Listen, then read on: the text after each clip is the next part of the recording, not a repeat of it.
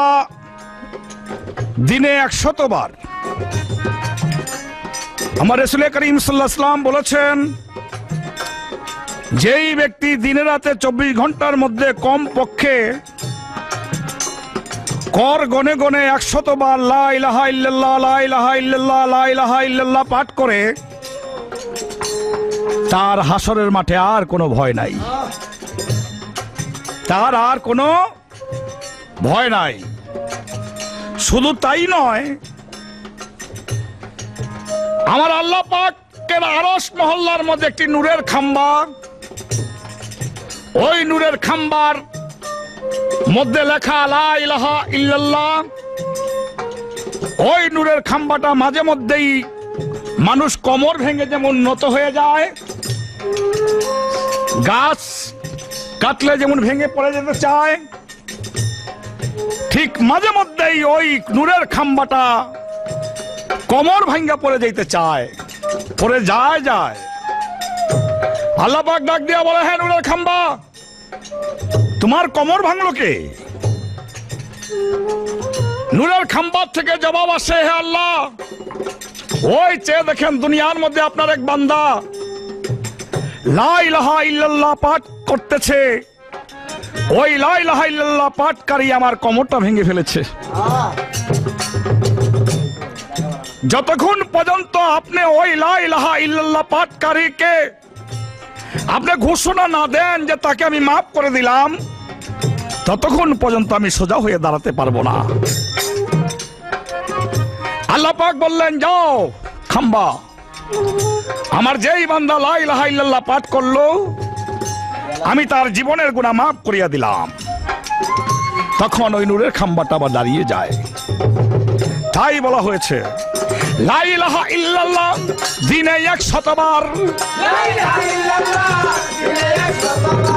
লা ইলাহা ইল্লাল্লাহ দিনে 100 বার পাঠকারী তার ভয় নাই নাই নাই রে।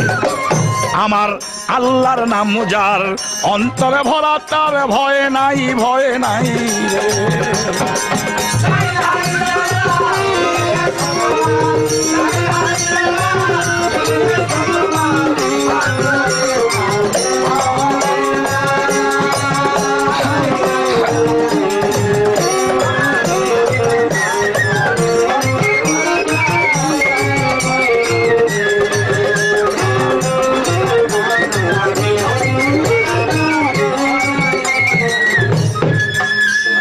মানুষ বানাইয়া আল্লাহ বানাইলো অন্তর, অন্তরের ভিতরে আল্লাহ বানাইছে এক ঘর। মানুষ বানাইয়া আল্লাহ বানাইছে অন্তর, অন্তরের ভিতরে আল্লাহ বানাইছে এক ঘর। সুনজরে রাখে নজর, দেখো ওই যে সুনজরে রাখে নজর অন্তরে বসিয়া সাই, তার ভয় নাই ভয় নাই রে। আমার আল্লাহর নাম যার অন্তরে ভরা, তার ভয় নাই ভয় নাই।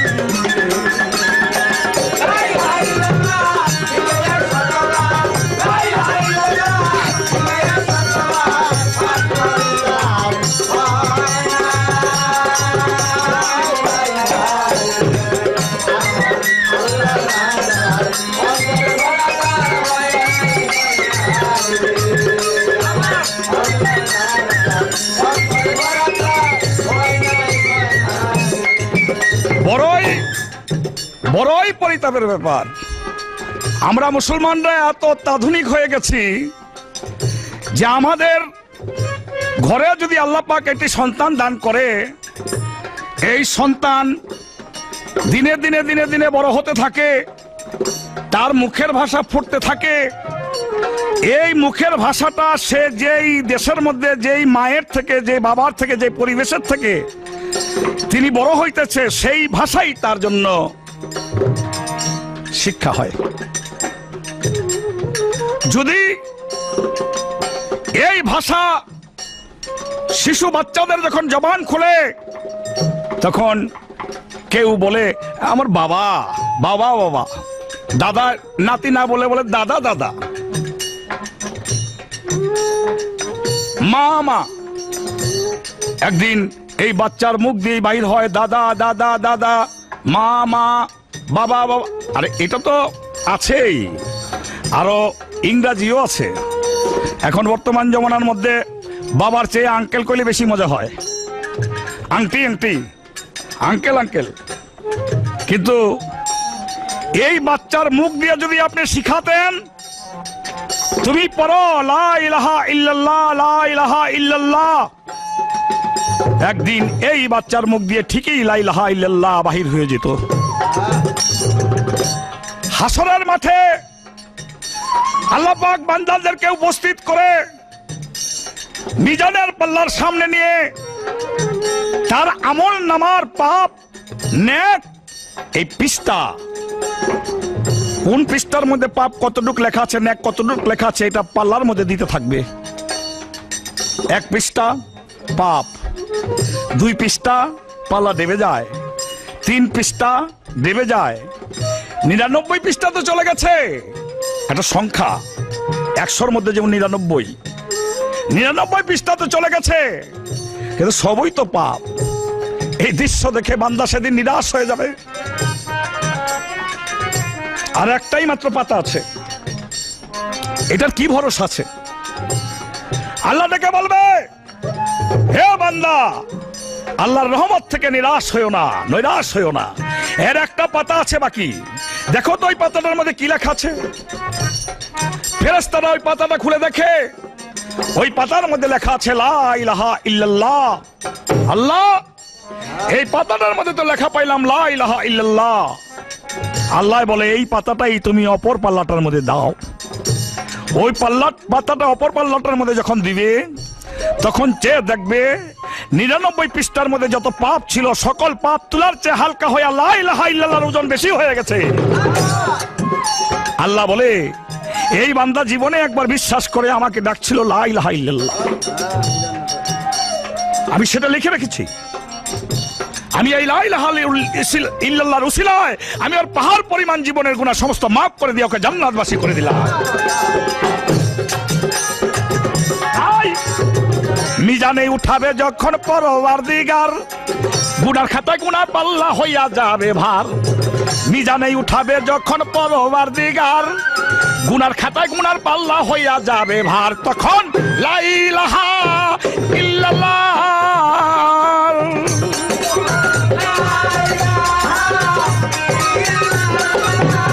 তখন লা ইলাহা ইল্লাল্লাহর উসিলায় পাবে রেহাই, তার ভয় নাই, ভয় নাই রে আমার আল্লাহর নাম যার।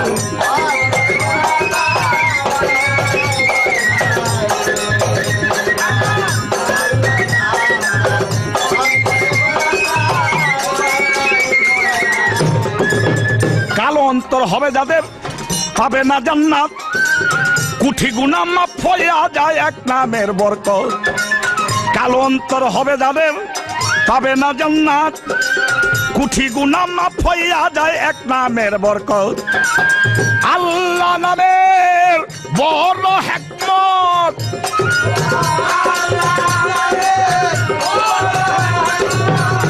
আমার আল্লাহ নামের বড় হিকমত। আবুল সরকার বলে ভাই তার ভয় নাই, ভয় নাই রে আমার আল্লাহর নাম যার।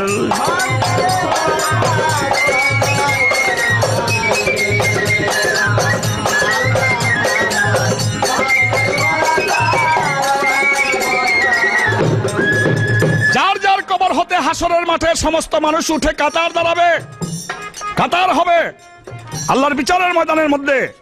আল্লাহ পাক বিচার করবে, তুলাদণ্ডের বিচার হবে।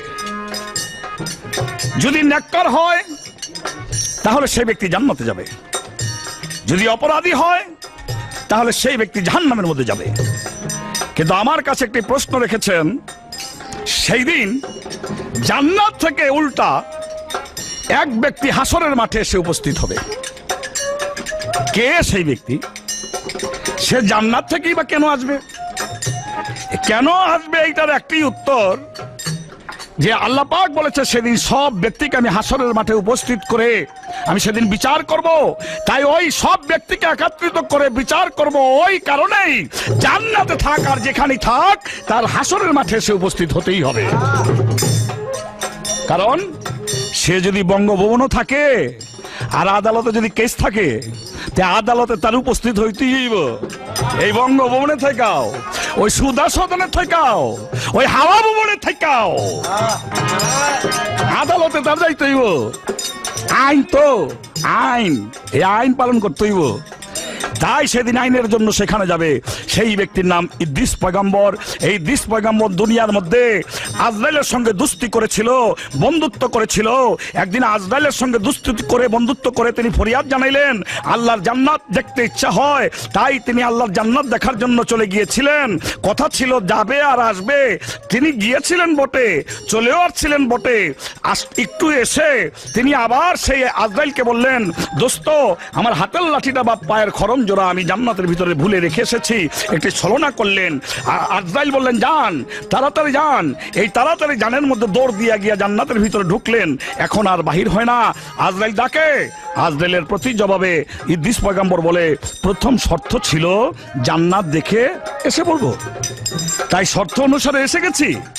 পরবর্তী যে জান্নাতের ভিতরে আশা বা লাঠির উসিলা করে বা খরম জোড়ার উসিলা করে এসেছি, তখন তো আপনার সঙ্গে এই ওয়াদা ছিল না যে যান আবার সঙ্গে সঙ্গে চলে আসেন। এই সঙ্গে সঙ্গে চলে আসানোর কথা নাই, যার জন্য ওই কথাটা আমি আর গ্রহণ করব না। প্রথম যেটা শর্ত ছিল শর্ত পালন করেছি, এখন আমি চলে এসেছি, আমি আর যাব না। এই জান্নাত ছেড়ে আর যাওয়ার ইচ্ছা হয় না। তাই তিনি জান্নাতের মধ্যে রয়ে গেলেন। কিন্তু তার সেই আইন পালন করার জন্য সে নবী হোক আর প্রেসিডেন্ট হোক আর প্রধানমন্ত্রী হোক, যেই হোক, তার সেই আইন, আল্লাহর আইন, আদালতের আইন, সেই আইন পালন করার জন্য সেদিন তার হাসরের মাঠে উপস্থিত হইতে হবে। লা ইলাহা ইল্লাল্লাহ দিনে 100 বার, লা ইলাহা ইল্লাল্লাহ দিনে 100 বার পাটকারী তার ভয় নাই নাই রে আমার আল্লাহর নাম যার।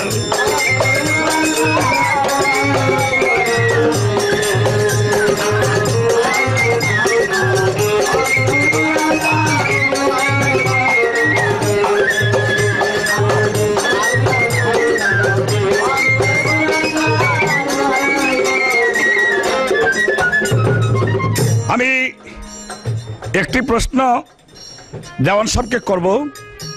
সেই প্রশ্ন হলো, এখন সেই সময় এসে গেছে যেই কথাটি আজ থেকে 1400 বছর রাসূল করিম সাল্লাল্লাহু আলাইহি ওয়াসাল্লাম আগেই বলে গিয়েছিলেন যে মানুষের মধ্যে বিশেষ করে মুসলমানরা এমন মাইর খাবে যে তারা মাইর খাইতে খাইতে খাইতে খাইতে তারা জর্জরিত হয়ে যাবে, কিন্তু উপযুক্ত নেতা খুঁজতে থাকবে। সেই উপযুক্ত নেতা হলো আমার উম্মতকে কান্ডারি হিসাবে রক্ষা করার জন্য ইমাম মেহেদী। তার জন্ম হবে মদিনায়, তিনি 40 বছর বয়সের সময় প্রকাশ পাবে। সেই সময় এসে গেছে, কিন্তু তিনি কারো কাছে পরিচিত হবেন না, নিজের ইচ্ছাকৃত ভাবে কেউ তাকে চিনতেও পারবে না। তা না হলে 40 বছরের মধ্যে চিনতে পারতো যে ইনি ইমাম মেহেদী।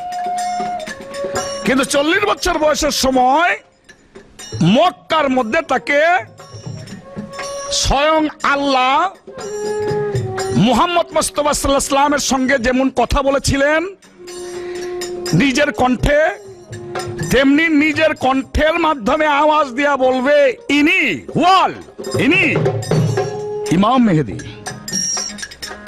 এই সেই দিন বলবে, সময় এসে গেছে। এই ইমাম মেহেদী 7 বছর এই পৃথিবীর মধ্যে তিনি নেতৃত্ব দিবে। ইমাম মেহেদীর হাতে হাত দিয়া এই পৃথিবীর মধ্যে ঈসা পয়গম্বর আসমান থেকে নেমে এসে তিনি 40 বছর পর্যন্ত আবার পৃথিবীর রাজত্ব করবে। 40 বছর পরে তিনি মৃত্যুবরণ করবে। পশ্চিম দিকে সূর্য উদয় হবে, তোমার দরজা বন্ধ হয়ে যাবে। 40 বছর সূর্য উদয় হবার পরে পৃথিবীটার আয়ু থাকবে 120 বছর। 120 বছর পরে এই পৃথিবীটা ধ্বংস করে দিবে আল্লাহ পাক। আমার প্রশ্ন, খালেদা জিয়াকে হত্যা করার জন্য আমেরিকা কেন আমেরিকার বাবার শুদ্ধ হত্যা করার জন্য, ধ্বংস করার জন্য? ঈসা পয়গাম্বরই যথেষ্ট। ঈসা পয়গাম্বরের চোখের দৃষ্টি যথেষ্ট। খানে দরজাল সহ বধ হবে, সকল কাফের শুদ্ধ ধ্বংস হবে, সেই বুস্টর শুদ্ধ সব শেষ। কিন্তু ঈসা পয়গাম্বর নিজেই একটা দলের ভয় পাইয়া পাহাড়ের চূড়ার মধ্যে গিয়া লুকাইয়া থাকবে, পলাইয়া থাকবে, গোপন হইয়া থাকবে।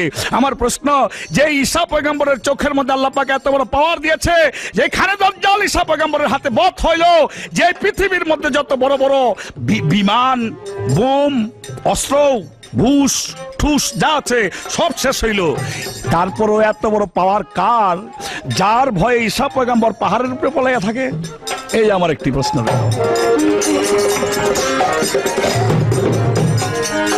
দেখো, লা ইলাহা ইল্লাল্লাহ দিনে 100বার, আগো লা ইলাহা ইল্লাল্লাহ দিনে 100বার পাঠ করে তার ভয় নাই নাই নাই রে। আমার আল্লাহর নাম যার অন্তরে ভরা, তার ভয় নাই, ভয় নাই রে। আমার আল্লাহর নাম যার অন্তরে ভরা, তার ভয় নাই, ভয় নাই রে। আমার আল্লাহর নাম যার অন্তরে ভরা, তার ভয় নাই, ভয় নাই রে। মন ভমরা রে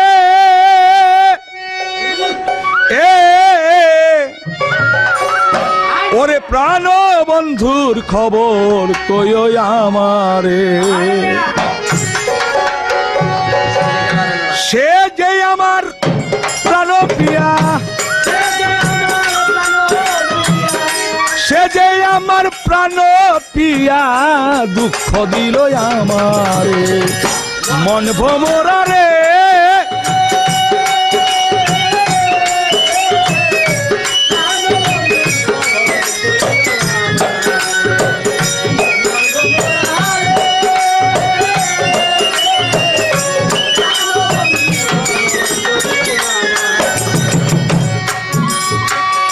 থাকো মোর দেশে দেশে,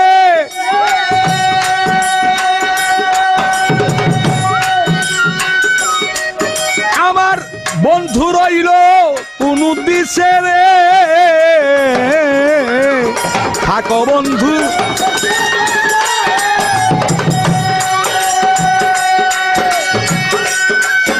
আমার বন্ধু রইল কোন দিশে রে। ওরে খবর কইল বন্ধুর কাছে, খবর কইল বন্ধুর কাছে, লাগাইল পাইলে একবারে।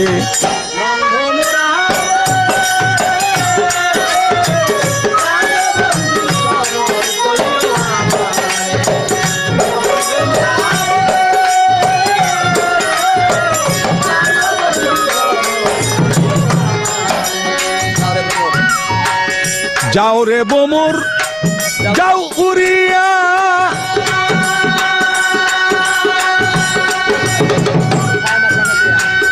কোথায় আমার প্রাণ পিয়া, যাও রে বোমর যাও উড়িয়া।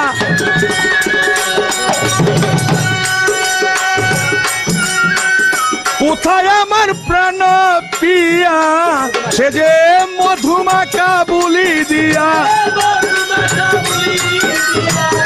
মধুমাখা বুলি দিয়া পাগল করলো আমারে মন ভমরা রে।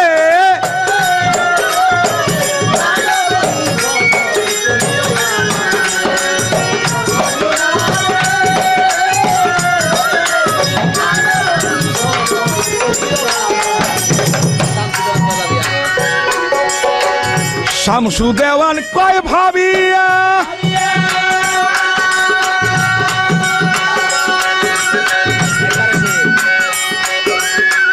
একবার এসে যাও দেখিয়া। শামসু দেওয়ান কয় ভাবিয়া,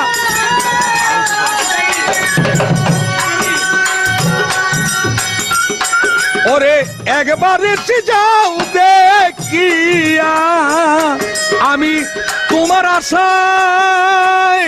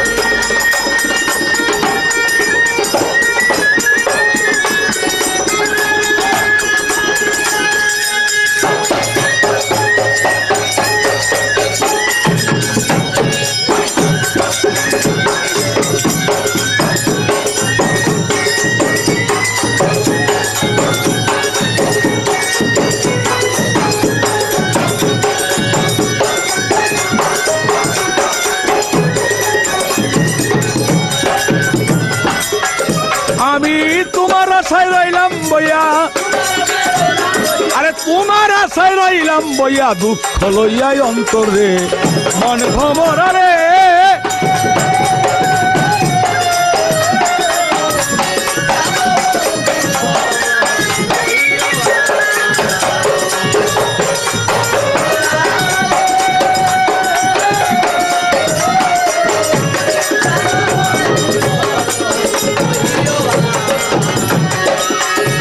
যাও রে বোমর যাও উড়িয়া উড়িয়া,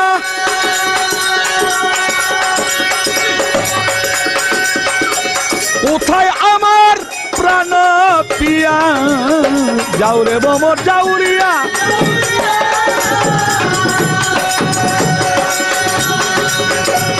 কোথায় আমার প্রাণ পিয়া, সে যে মধুমাখা বুলি দিয়া, মধুমাখা বুলি দিয়া, পাগল করে লয় আমারে মন ভমরা রে।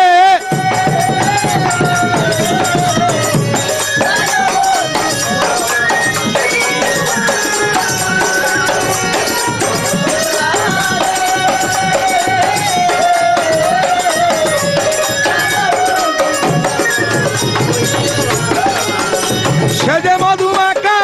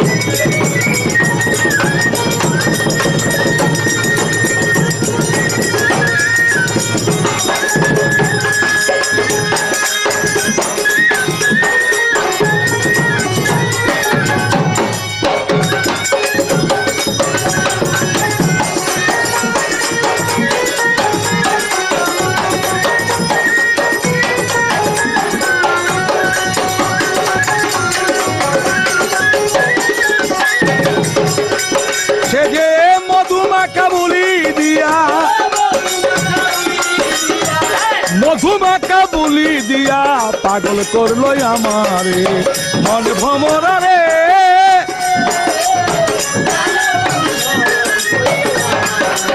মন ভমরা রে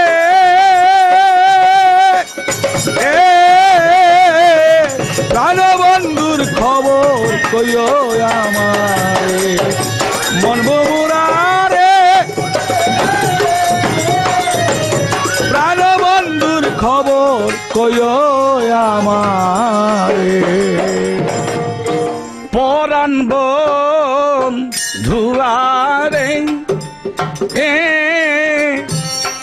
পরাণ যাইবার আগে দেখা দিও পরাণ বন্ধুয়ারে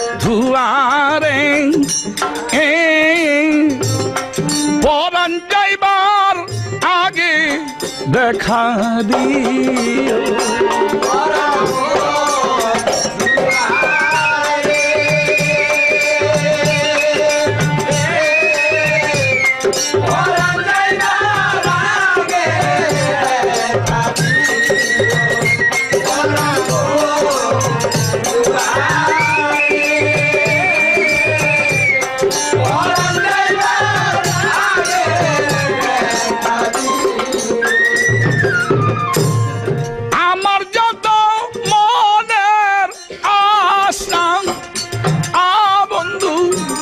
সেই দিনে পুরাইও পরাণ যাইবার আগে দেখা দিও পরাণ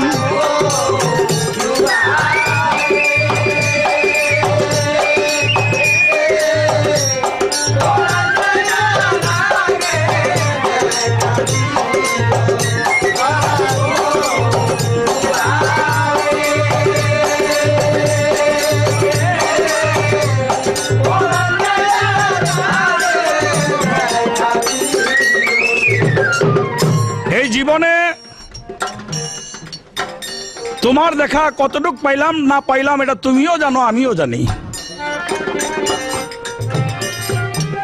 তবে শেষ অনুরোধটা রেখো।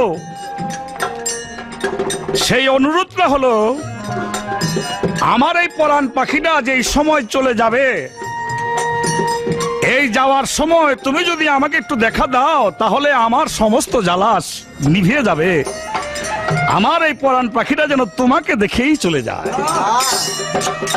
তাই তোমার বুকে মাথা রেখে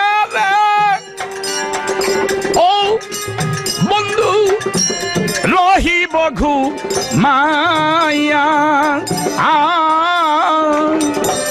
জনমের ঘুম দিবুর বন্ধু তোমায় বুকে লইয়া।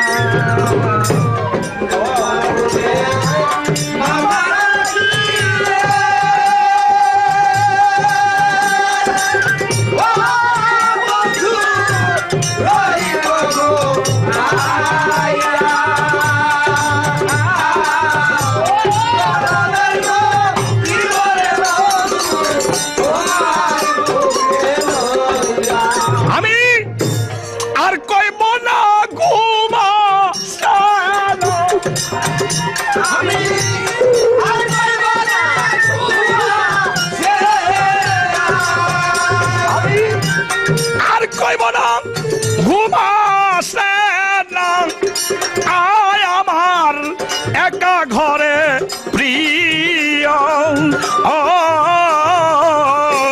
পরাণ যাইবার আগে দেখা দিও পরাণ বন্ধু।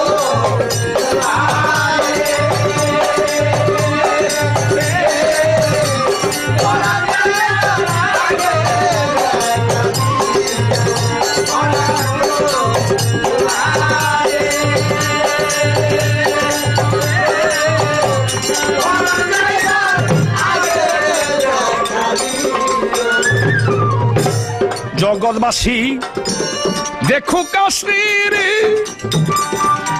ও বন্ধু তোমার বুকে আমি আমার যত কলঙ্কের দাগ যাইবে না আমি। জগৎবাসী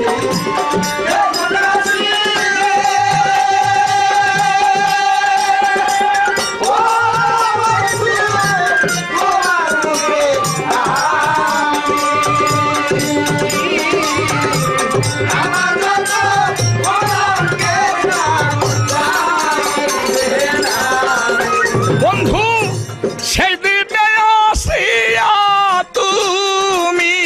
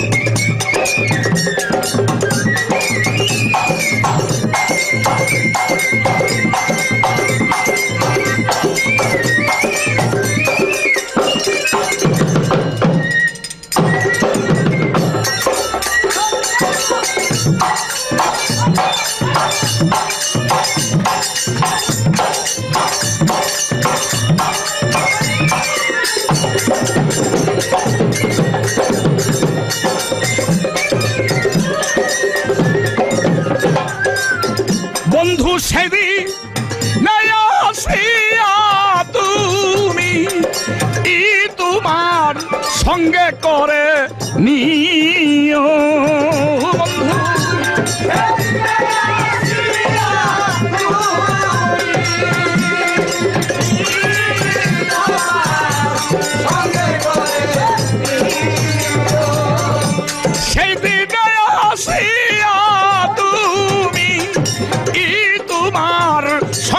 করে নিও পরাণ যাইবার আগে দেখা দিও পরাণ বন্ধু আমি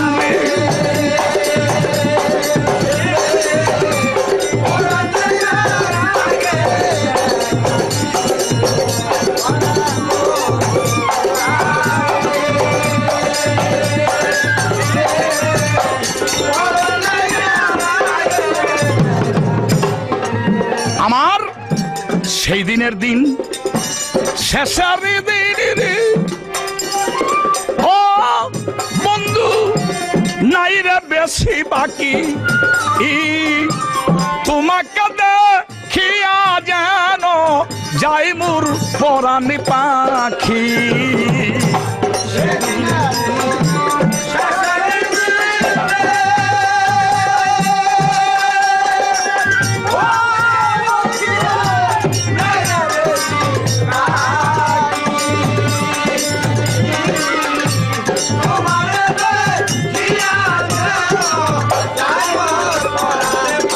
আমার সেই শেষের দিনের তো বাকি আর নেই মনে হয় কখন যেন এই তো সময় হয়ে গেছে পাখি উড়ে যায় তাই এই পাখি উড়ে যাওয়ার সময় আর বেশি নাই শেষ হয়ে আসছে সময় এই জন্য বলা হয়েছে সেই দিনের দিন শেষের দিন ও বন্ধু নাই রে বেশি বাকি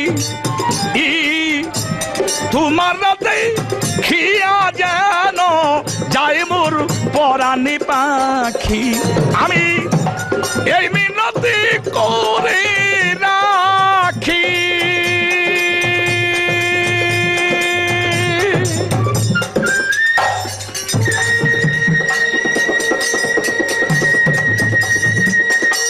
আল্লাহ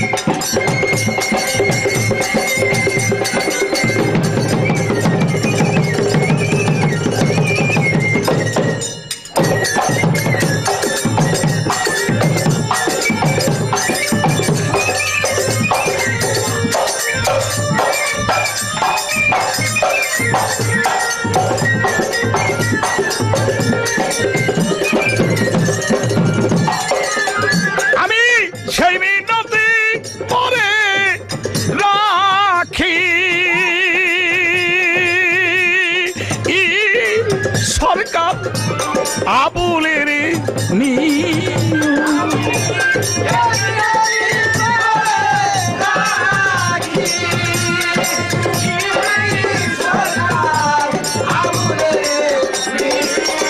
আমি এই মিনতি করে রাখি সরকার আবুলের নিয়া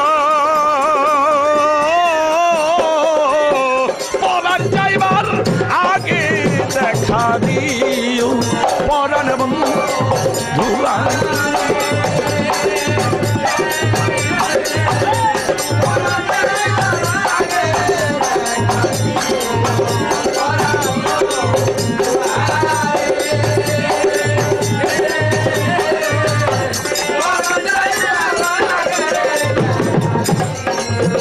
ওরে আমার যত মনের আশা বন্ধ সেই দিনে পুরাইও পরাণ যাইবার আগে দেখা দিও পরাণ বন্ধু আরে পরাণ ও পরাণ বন্ধু আরে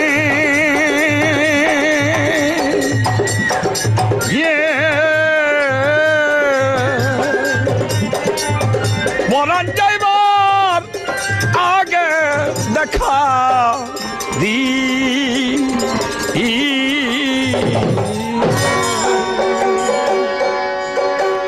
উপস্থিত মণ্ডলী,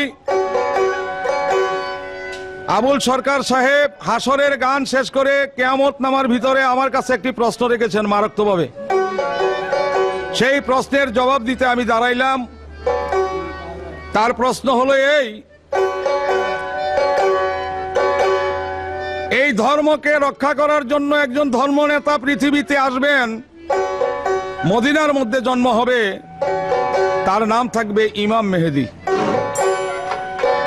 সেই ইমাম মেহেদীকে লক্ষ্য করে কোনো এক ব্যক্তি, সেই ব্যক্তি ঈসা নবী, অর্থাৎ আসমান থেকে নেমে তার হাতে হাত মিলাইয়া পৃথিবীর যত অমুসলমান, যত অস্ত্র এবং গোলা বারুদ, এই সমস্ত ধ্বংস করে তিনি মুসলমানদের ধর্মকে রক্ষা করার জন্য তখন জয় হবে। আর সেই ঈসা নবী ভয় পাবে কি দেইকা, এবং কি দেইকা তিনি পাহাড়ের চূড়ার মধ্যে গিয়া পালায়া থাকবে, সেটা কারে দেইকা ভয় পাবে, এইটাই তার প্রশ্ন ছিল। আমি তার জবাব করব গানের মাধ্যমে। ওরে কোন দিন যেন আসবে গ্রেফতারি পরবাসী রে, কোন দিন জানি আসবে গ্রেফতারি,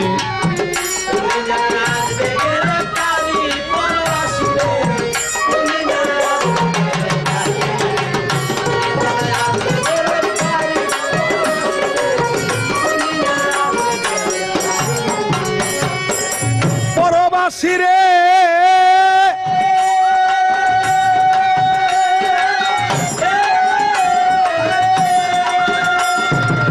মালিকুল মউত যেদিন কাছেতে আসিবে রে, তোর কাছেতে আসিবে, সাত সমুদ্রের পানি সেদিন শুকাইয়া যাবে। মালিকুল মউত যেদিন কাছেতে আসিবে, সাত সমুদ্রের পানি সেদিন শুকাইয়া যাবে। তখন হাতে প্রাণ পাখি করবে মাতুন জারি, তখন হাতে প্রাণ পাখি করবে মাতুন জারি। মানবি না আর কারো দোহাই, মানবি না আর কারো দোহাই, শুনে যাবে উড়ি পরবাসী রে।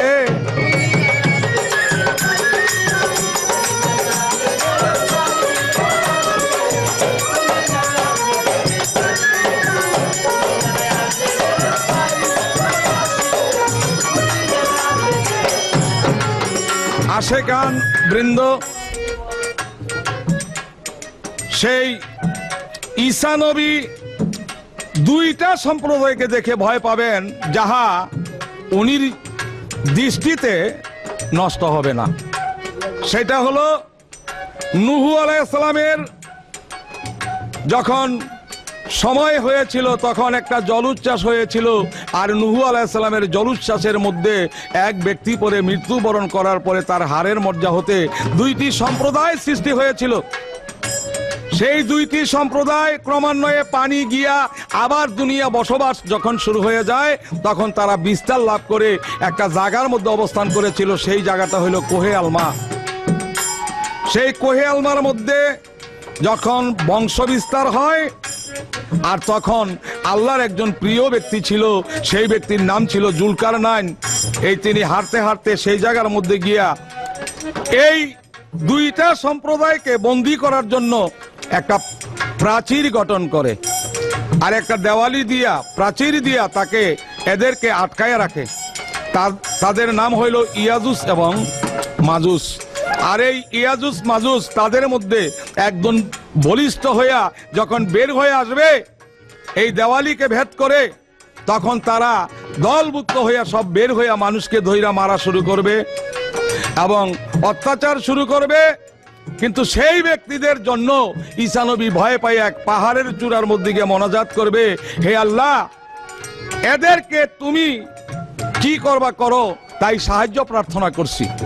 তখন ঈসা নবীর কথা শুনে আল্লাহর কুদরতে একটা বৃষ্টি বর্ষণ হবে, আর ওই বৃষ্টি এদের শরীরের মধ্যে পড়ার লগে লগে ঠান্ডা লাগিয়া এবার নাকের থেকে গাও হইয়া তাদের শরীর পচা শুরু হবে, সেটাকে বলা হয় কুষ্ঠরোগ। আর সেই রোগে তারা মৃত্যুবরণ করবে। তখন এক জাতের পাখি এসে এদেরকে ধরে চঙ্গলে করে আর সাগরের মধ্যে নিক্ষেপ করে দিবে, আর দুনিয়াটা হয়ে যাবে পচা গন্ধময়। তারপর 40 দিন বৃষ্টি বর্ষণ করে এই দুনিয়াকে আবার সুগন্ধি আনায়ন করবে। তখন আবার পৃথিবী 120 বছর পরে ধ্বংসপ্রাপ্ত হবে। পরবাসী রে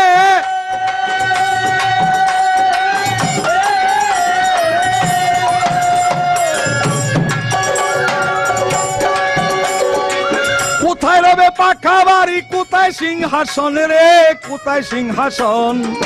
কোথায় রবে সুন্দর পোশাক, এই সুন্দর বদন? কোথায় রবে পাকা বাড়ি রে, আরে কোথায় রবে, কোথায় রবে পাকা বাড়ি, কোথায় সিংহাসন? কোথায় রবে সুন্দর পোশাক, এই সুন্দর বদন? ওরে কোথায় রবে দারা সুতার, কোথায় শখের নারী?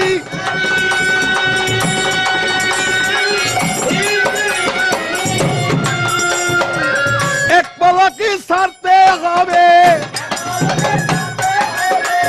এক পলকে ছাড়তে হবে ভবের জমিদারি। পরবাসী রে কোন দিন যেন আসবে গ্রেফতারি।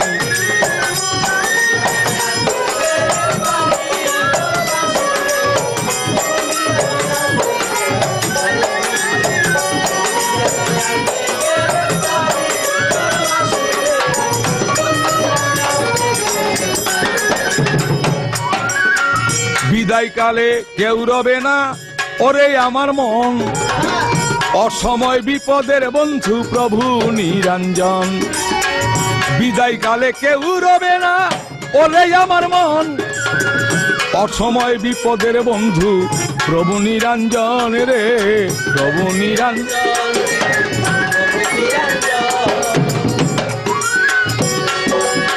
তাই তো আমি দয়াল তোমায় করতে চাই কান্ডারি।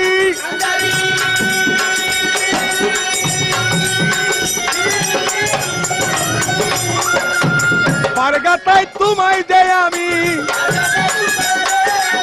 পারগাতাই তোমায় যে আমি যাইয়া চিনতে পারি। পরবাসী রে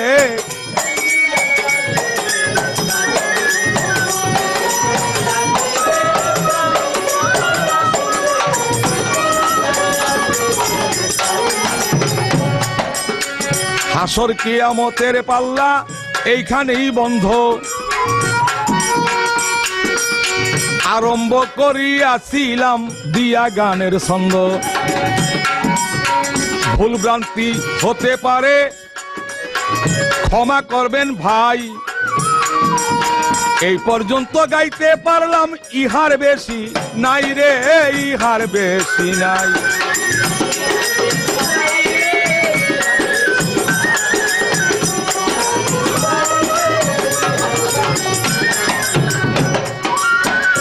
ওগো দয়াল আল্লাহ তুমি সুন্দর কারিগরি,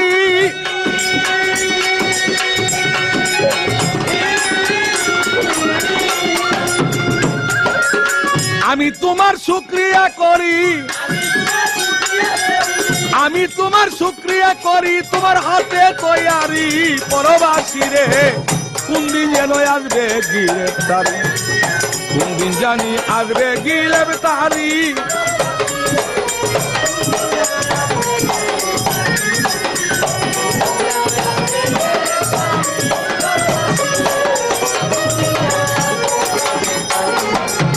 সেদিন তোমার কেউ রবে না, সেদিন তোমার কেউ রবে না, শূন্যে যাবে উড়ি। পরবাসী রে কোন দিন যেন আসবে গ্রেফতারি, কোন দিন যেন আসবে গ্রেফতারি। পরবাসী রে কোন দিন যেন আসবে গ্রেফতারি, কোন দিন যেন আসবে গ্রেফতারি। পরবাসী রে কোন দিন যেন আসবে গ্রেফতারি। বাঁশি বাজে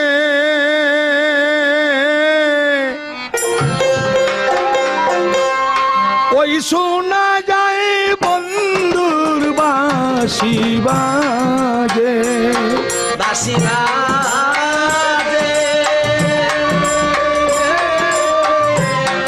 ওই শোনা যায় বন্ধুর বাঁশি বাজে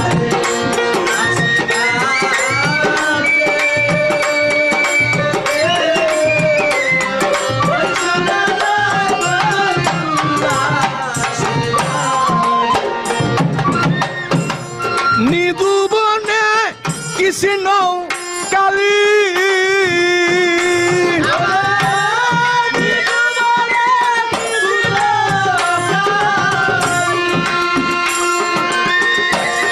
নিদু বনে কৃষ্ণ কালী কেমন করে সাজে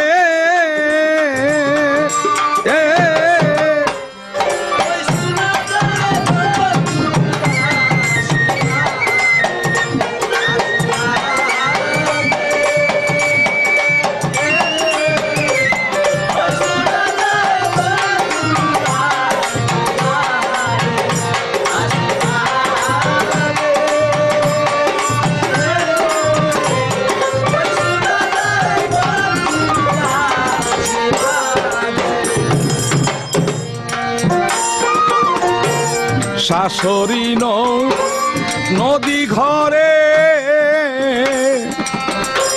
শৈব জ্বালা কেমন করে গো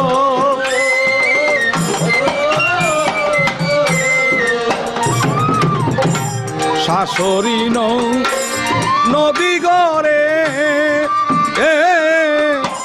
শৈব জ্বালা কেমন করে গো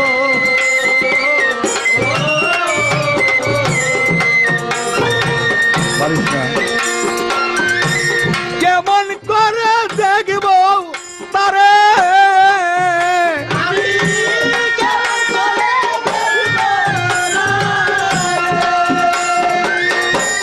কেমন করে দেখব তারে চাই না ফিরে লাজে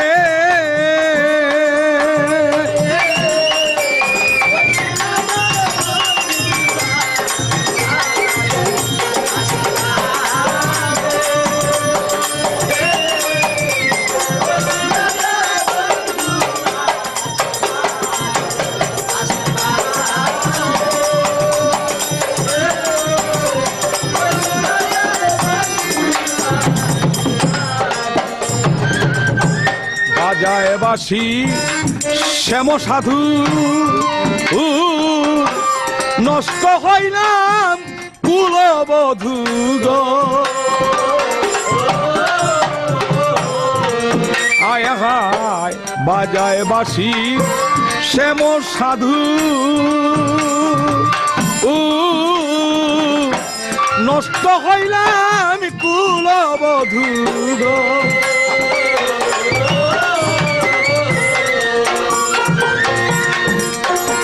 আমার মন যাইতে চাই শুধু শুধু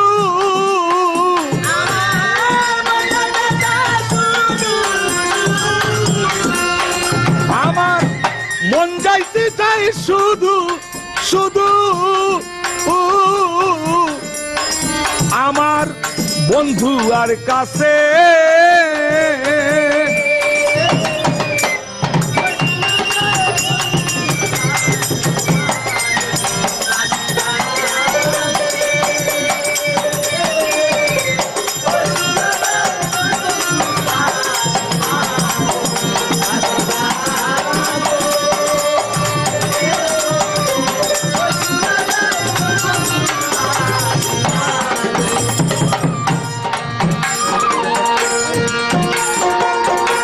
ভেবে দেওয়ান শামসু বলে আমার জাতি গেল কুল যায় চলে গো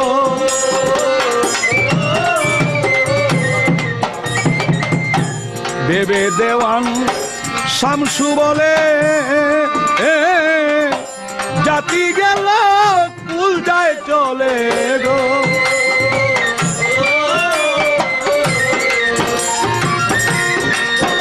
আমি পরে থাকব চরণ তলে,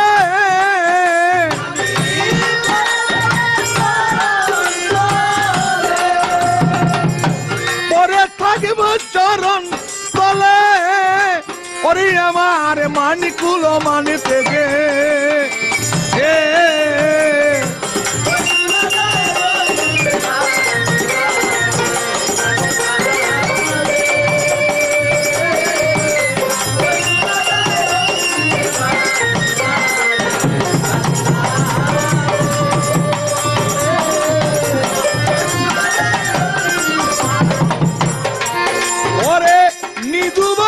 কৃষ্ণ কালী